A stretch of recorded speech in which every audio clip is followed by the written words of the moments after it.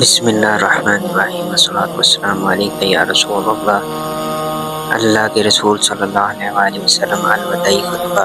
آپ اس الوداعی کے خطبے کے چند ارشاد یہ ہیں: تمہارا رب ایک ہے، بے شک تمہارے باپ حضرت آدم علیہ السلام ایک ہے۔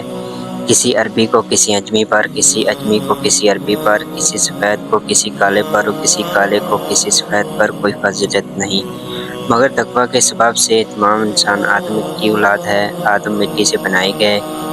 اب فضیلت و برتری کے سارے دعوے، خون مال کے سارے مطالبے، سارے انتخاب میرے پاؤں تلے ہیں۔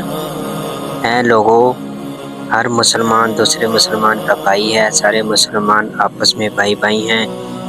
کسی کے لیے یہ جائز نہیں کہ وہ اپنے بھائی سے کچھ لے مگر وہ جس پر اس کا بھائی بھی راضی ہو، خوشی سے دے۔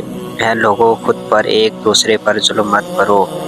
تمہارا خون، تمہارا مال تم پر تا قیامت اسی طرح حرام ہے جس طرح تمہارا یہ دن، تمہارا یہ مہینہ، تمہارا یہ شہر محترم ہے۔ اے لوگو، خواتین سے بہتر سلوک کرو کیونکہ وہ تمہارے تابع ہیں، وہ خود سے کچھ نہیں کر سکتے۔ پھر فرمایا، تم سے رب کریم میرے بارے میں پوچھے گا تو تم کیا کہو گے؟ صحابہ کرام نے عرض کیا، آپ کا خدا کا پیغام پہنچا دیا اور رسالت کا حق ادا کر دیا۔ اللہ کے آخری نبی صلی اللہ علیہ وآلہ وسلم نے آسمان کی طرف انگلی اٹھائی اور 3 بار فرمایا، اے لوگو، تم گواہ رہنا۔ اس کے بعد وحی کے ذریعے دین مکمل ہونے کی صد عطا فرمائی گئی اور پھر اپنے حج کی تکمیل فرمائی۔ یہ تھی آج کی ہماری ویڈیو، ہمارے پیارے نبی حضرت محمد صلی اللہ علیہ وآلہ وسلم کا آخری الوداعی خطبہ۔